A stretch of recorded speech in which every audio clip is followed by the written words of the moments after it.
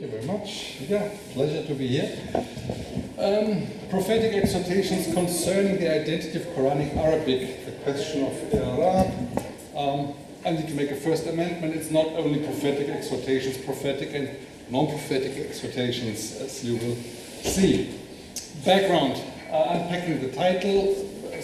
Most, I don't know, many of you may be aware or familiar. Karl Wollers, who died in 1909, published in 1906 a book, Volkssprache und Schriftsprache im alten Arabien, where he proposed the thesis that Quranic Arabic was originally not classical Arabic or Fusha, but rather a spoken vernacular. And he based his findings on variant readings that do not work together with what we consider to be classical Arabic. And one of the characteristics of this language, which he purported to be the actual original Quranic language, was the lack of iʿrāb, i.e. meaning the lack of vowel endings of declension and conjugation. Theodor Nöldeke, among others, did not really at all like this thesis, and he launched a counterpunch zur Sprache des Korans in Neue Beiträge zur semitischen Sprachwissenschaft. A few years later, as a matter of fact, this was published before 1910. Wollers knew about Nöldeke's response, and he actually left in bitterness the Deutsche Morgenländische Gesellschaft over that éclat. Well, maybe he died because of that, I don't know, earlier, who knows. So let's further unpack the title. The ensuing situation after Wollers is basically that there were, or still are, three opinions regarding the relationship of written and spoken Arabic language with each other in the 7th, 8th century, 6th, 7th, 8th century. There's one opinion that says the language of poetry is the same as the language of the Quran and is identical to the spoken language in ancient Arabia, i.e. all over the Arabian Peninsula. That's the opinion espoused mainly by Nöldeke, by Fück, by Blau, partially by Versteeg. Another opinion says the language of poetry in the Quranic language is the same, but it's different from the spoken everyday language. That's the opinion taken partially by Wollers. I mean, he actually really thought that the Quran was actually also spoken language. That's a mistake, I'll get to it. Fleisch, Rabin, Blacher, Wehr, Spitaler, Rosenthal, Holz, Twettler, and Kahle. Number two is Kahle. I mixed up Wollers and Kahle here. Kahle is here and Wollers should be down here. My mistake, sorry. And the third opinion says the Quranic language and the poetry language are more or less identical, and it's also identical to the spoken language of the Bedouin, at least in the western part of the peninsula, in the Hijaz, but apparently not the east, and it's different from the language spoken by the sedentary population, i.e. people in cities and villages. That's an opinion also partially espoused by Nöldeke and Kahle. And well, we've come a long way, and since the last 20 years or so, a number of publications have eroded that picture. What we know today now, with more decipherment of pre-Islamic inscriptions of Safavidic, more papyri becoming available, Arabic inscriptions in Greek letters and Latin letters, is that ancient Arabia and the adjacent areas, in Levant, Syria, Iraq, also Egypt, were the home of many Arabic dialects, and I mean Arabic and not Arabian. Arabic as in they are related very closely in our dialects of the Arabic language. And that means Arabic dialects are older than what was previously thought. They were there before the Quran, they were there before Islam. There were lots of vernaculars that were very similar to some stuff that we see in modern Arabic vernaculars. And the Quranic consonant text Arabic, the Arabic reflected by the ancient earliest manuscripts, are really part of an old Hijazi dialect group, which is part of an old Arabic dialect continuum that also includes Nabatean Arabic, Safavidic, and has a lot of affinities with the Arabic of the early papyri of the conquest, especially as found in Egypt, inscriptions in Greek letters. And what we consider classical Arabic is really the odd one out. And it is not really odd once we realize that if you look at the earliest descriptions of Sibawayh and others, They don't really describe grammar in the sense that we today look at classical Arabic. They don't really have these very strict normative standards that we associate with our grammars. There's lots of things that are okay and that's acceptable Arabia for them that today we would mark with a failure if a student used those forms. Just have to look through Sigawai and you see lots of forms that we do not teach canonically as classical Arabic. So a view that has become more and more strong in the last 10 years maybe, 5 to 10 years, is that the Quranic consonant text Arabic underwent subsequently progressive classification at the hands of reciters, and of course not only the Arabic of the Quran but also the Arabic of Hadith would have done the same, just we don't see it because we don't have that long old written records. And this point is not really up for the discussion, not because I don't mind to discuss it, but because it's not really the part of what I'm talking about. It's just the background, because now, that's just bibliography if you're interested. Wollers, in his study, quoted 2 reports from As-Suyuti's Itqan, which are exhortations to read the Quran with iʿrāb. And the only one who really took him up was Paul Kahle in his article in the Gedenkschrift for Ignaz Goldziher, where he brings a lot of additional reports, prophetic and non-prophetic, with similar exhortations to read the Quran with iʿrāb and not to read it with non-iʿrāb. And what interests me is to see what can be done today with reports. That harks, those of you who were in the other room before, very much back to what Maxim Romanov has shown, how dramatically the availability of sources for us has changed really in the last 20 years. There's more and more of these reports. Kahle only had found them in one manuscript, which was not available to me, but I found lots and lots of these reports. So that's our real starting point. These 2 reports, which As-Suyuti traces back to, what does he say? He says somewhere here,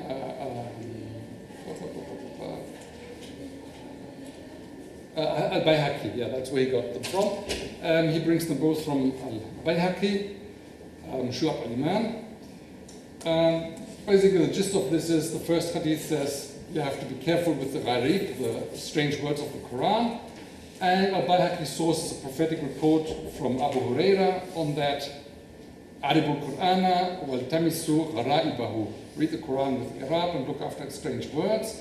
And he sources Al-Bayhaqi similar non-prophetic reports from Ibn Umar and Ibn Mas'ud, is what As-Suyuti says. And Al-Bayhaqi sources an additional prophetic report from Ibn Umar. Man qara'a al-Qur'an fa'a'rabahu kana lahu bikulli harfin 20 hasanatan wa man qara'ahu bighayri i'rābin kana lahu bikulli harfin 10 hasanatin. Whoever recites the Quran and reads it with i'rāb shall have for every letter 20 recompenses, but whoever reads it without i'rāb shall have for every letter 10 recompenses. So if you read the Quran, recite the Quran, you get payments, basically, in your heavenly account, and if it's with i'rāb, it's 20, and without, it's 10. And according to As-Suyuti, which is interesting, he says i'rāb cannot mean grammatical sense of i'rāb, because that would be the opposite, or the complement of lahn, and a recitation which would be characterized, but that is not a real recitation, and so it doesn't have a reward, so that would make no sense. So for him, what is meant is the understanding of the words.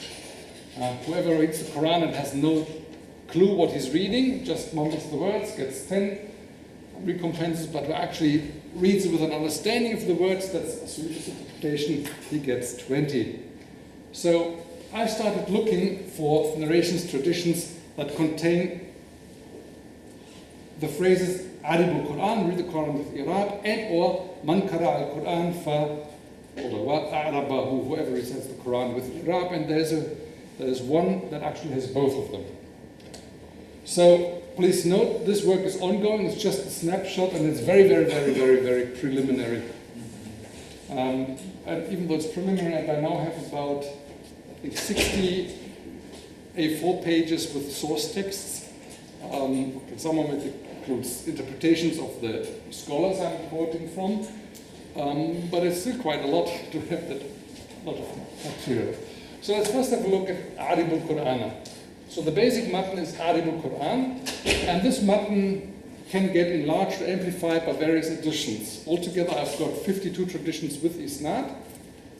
And there's much more material, especially if you look at where it's quoted without isnad, which is still interesting because you can see which context people quote, why they quote it, how they interpret it.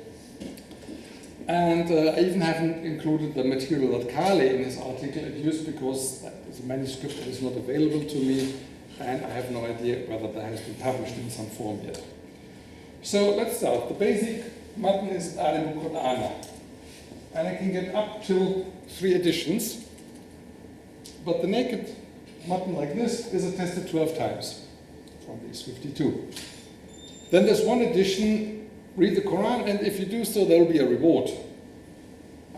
Exists once. Then there's another edition, 17 times. Read the Quran and look after the strange words. 13 times, that's where it ends. 4 times, what happens if you don't? Another edition. Then there is a complete different edition. Read the Quran with iʿrāb, because the Quran is Arabic. Arabian, 22 times, but you can split this up. 4 times فَإِنَّهُ Arabian, the end, nothing more. 9 times, otherwise there'll be a future problem with the text. The text might get corrupted if you don't pay attention to the words, if you don't read it with iṛāb, because it's Arabic. If you don't do that, you'll have a problem, text corruption.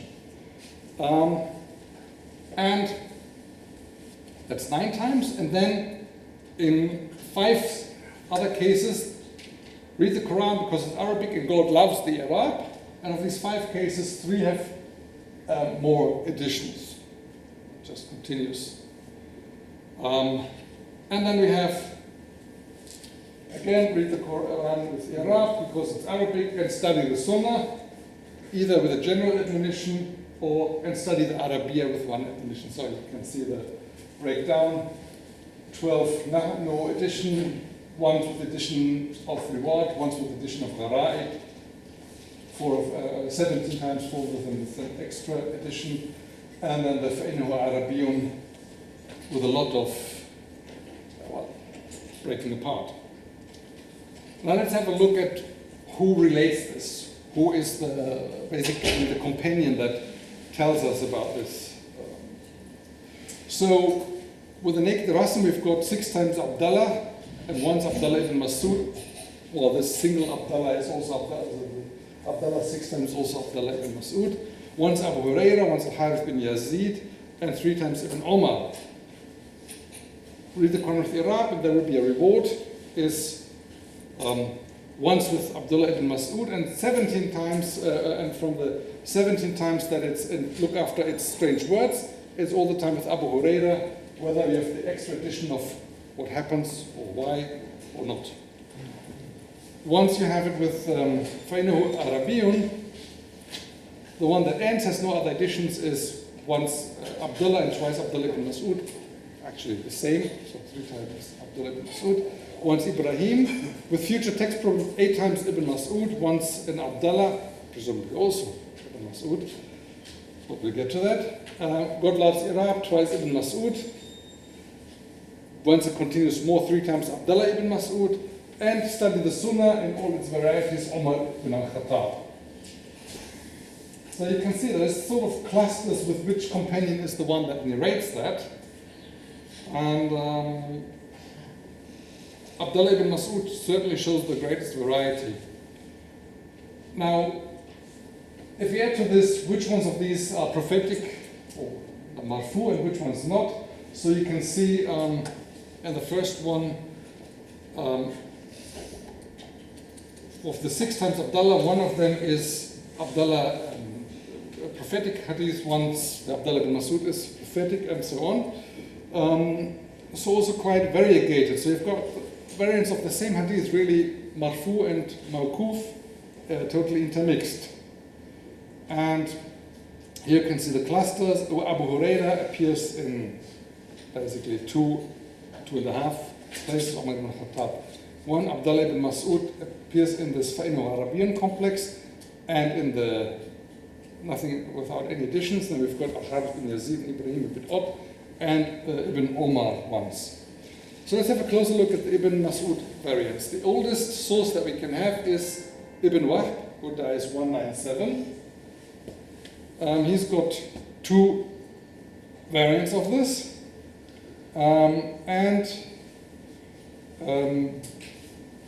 Well, you can see it has Wallahu yuhibbu man yu'rib, and the other one, the second one, is the one with what they call the texture problem. Sayati qawmun yuthaqifunahu wa laysu bi khiyarikum. And this one with the future text problem component exists in 3 other variants. Oops. So these were these texts. If we start building a diagram of this, we get the following diagram. I have to skip a bit ahead. And if you look closer into it, it turns out this Ismail bin Abi Khalid, of course, is the same person. This one has got a person missing, right? So it's interesting. I wonder if it's Sayyar Abu Hamza or not, but that person we don't really know anything about.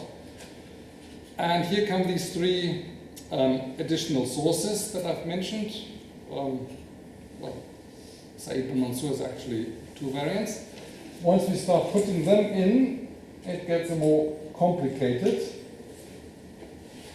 Yeah? And then I have got 4 variants, the chains of 3A, 3 and 3A. That's where you have this Sayyar Abu Hamza, maybe Sayyar Abu Hakam, who knows. These are the chains with the dates. And here we get the more complete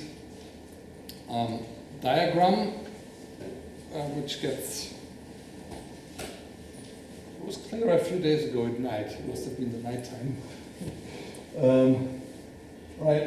Just skip to the last one. Yeah. This one. These are this is the complete diagram. So you can see it really starts to split off from this person as the starting point, and the different colors represent things that it's not command analysis really go together because they have the same components that get changed. So these form clusters, the different colors, and the clusters out. Then we've got this one with God loves iʿrāb. It also is an Ibn Mas'ud variant. It's also got a similar thing, but oops. The interesting point here is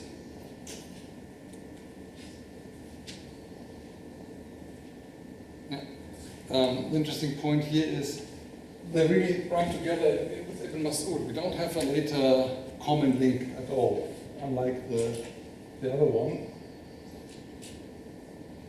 Not nice to not have a common link. It really is so early Ibn Mas'ud, but they are different. You can see with the colors again. The ones that run over at the Haq, they belong together, form one cluster. They're very similar in text. Hieroglyph branches out. And this one, the Ibn Wahb variant, is different. If you want to look later, we can have a look at the things here. So let's have a look now at the Man Qara al-Qur'an. That has a lot more variation, also various companions, and there's cross-influence over the mutun. And some scholars are very liberal at identifying their source and or variants, which means, from what you'll see on the next slide, a lot of scholars are very fond to say that, okay, I quote this hadith and it's a variant of that one, and it's a completely different companion, it looks completely different, and they're really miles apart content-wise. So far I've got 12 kind of variants or large variants in 57 reports, 27 of which have an isnad. And, well, I have to explain this. So, Man Qara al-Qur'an fa iʿrābuhu, 10 means whoever does so gets 10 bonuses, 10 rewards, 10 recompense, that's the end of it. Earliest source it has is Ibn Taymiyyah, and none of them have an isnad. The next one is whoever reads with iṛāb, 10 recompenses. Who doesn't read with iṛāb, without iṛāb, 1 recompense. Earliest source Ibn Qudama Maqdisi occurs 12 times so far that I've counted. None of them have an isnad, but Ibn Qudama very confidently says it's a hadith sahih, and he says, who quotes it, he says, either Tabarani, no, Tirmidhi, he says, quotes it, and what you can find with Tirmidhi looks completely different and doesn't even have the component with man a'rabahu, wa'arabahu, and reads it with iṛāb, it's completely lacking. Al-Halimi, whoever reads the Quran with iṛāb, 20 rewards, without iṛāb 10. One of these things has got a chain of transmission. Then 40, 20, 10 with iṛāb 40, partial iṛāb 20, without iṛāb 10 rewards. 3 times 10, that's really nice. If you read with iṛāb, you get 10 bonuses, you lose 10 bad things written for you, and you raise 10 degrees. Then the 3 times 10, 20, 40 is exactly the same with iṛāb, without iṛāb, and with partial iṛāb. Then alif lam mim is basically the same. Alif is 1 half, lam is 1 half, mim is 1 half, and so on and so forth. So you can see this whole variety, and they're really not ashamed to say, oh, this one is a variant of that one, and that one's a variant of this one. You find this both modern commentators in the footnotes and medieval scholars like Ibn Qudama. And I was really taken aback with that, very liberal with that.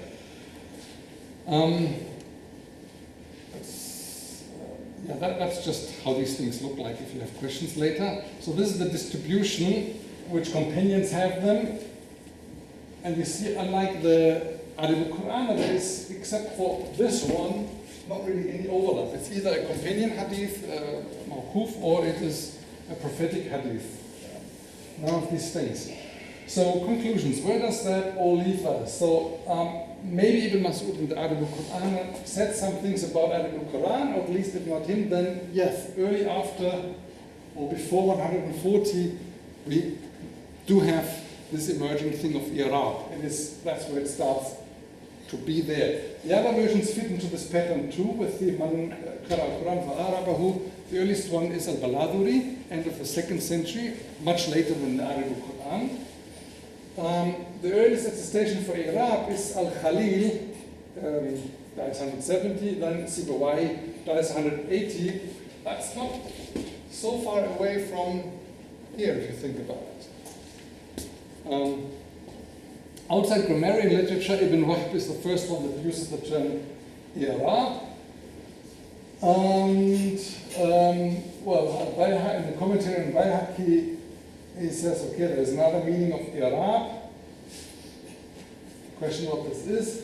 But what I really think, especially in the context of this quotation from Ibn Wahb, these quotations is that these hadiths really fit in line with the idea or the evidence that grammatically iṛāb was consciously really added to the Quranic consonant text readings from the 2nd century onwards, progressively to make it fit to the emerging standard of what was later then to become the normative version of standard Arabic. That's what I have to say. Everything else we can look more into detail.